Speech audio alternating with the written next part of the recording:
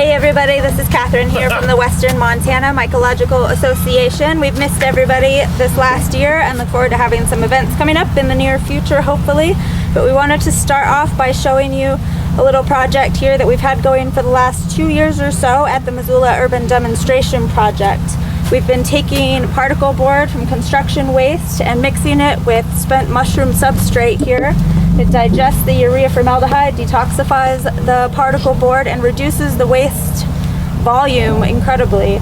We're going to be moving this project soon over to Garden City Compost to expand the project. And before we move everything, we wanted to show a low-tech grow operation that you guys can do at home. And you can use this, it's snowing, and you can use this spent substrate here in the particle board to do your own grow at home. Before we get into that, Christian from Mud is going to let you know the rules of coming to harvest this particle board for yourself. Hi, I'm Christian. I'm with the Missoula Urban Demonstration Project, affectionately known as MUD.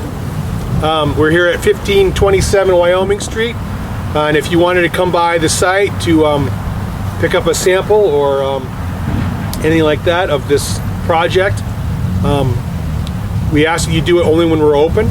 Our hours are Monday 4 to 7, Friday 4 to 7, Saturday 10 to 4, and Sunday 10 to 4. And if you come by, just let one of the tool librarians know that you're here. And if you need any assistance, they can help you. But if you don't, no worries. But please let them know you're here. And that's it. Thanks. All right. So what we're going to show you here real quick is a super easy, super low-tech grow operation that you can do at home. We've got the materials here provided for you. We've got the inoculated particle board of oyster mushrooms over here. We've got bales of straw if you just come and help yourself to, you know, maybe a slab per bucket or bag or whatever you're using. We're using buckets today, so we've got a bucket of water, we've got a bucket of straw, and what we've got here going is we fill this whole bucket with straw, and then we dump a bottle of hydrogen peroxide in that bucket, and what that's going to do is kind of wipe out the bacterial competition there.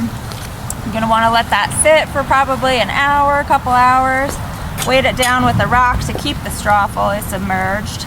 And so while that one's going, we've got another one here that we've started preparing, and what I've got here is a bucket with holes all over in it. You could use a plastic bag, you can use kind of whatever you want. You could do a mix, you can use cardboard, whatever you want. But what we've got here is, you know, kind of a layer of straw here, a layer of inoculated particle board, and then more straw, and just keep layering like that until the bucket's full.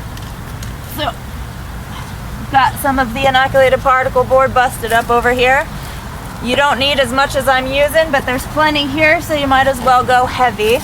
So I've got a layer there, and then keep layering it with straw until your bucket's full.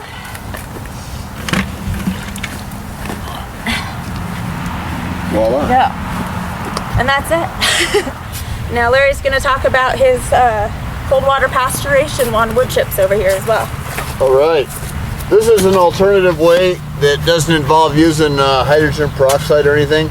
It involves fermenting. I'm taking wood chips here that we got readily available, and soak them in water for several weeks actually, and then they froze up, and we just thawed them out.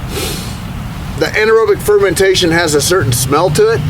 It's not really that pleasant, so I wouldn't probably recommend using wood chips that are pasteurized like this inside your house. I think these are better. These are an outside dog, you know.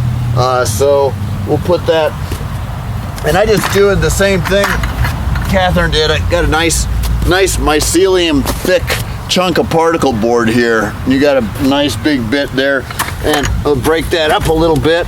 You can see that mycelium inside there. It's really doing pretty well. So we'll get that in there, mix it up with the wood chips.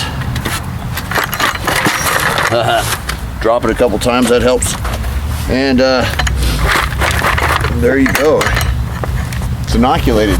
We're done. So there's two of the many ways that you can inoculate with this substrate material that we've got here. Okay, people again have concerns, and rightfully so, that since particle board is a toxic material, the urea formaldehyde that is in the particle board, if it's not broken down, it is a toxic stuff. That's why we're growing it here. We're growing it with the spent oyster mushroom spawn, which breaks down the formaldehyde to eat the urea that's in that particle board. So it's pretty much all metabolized.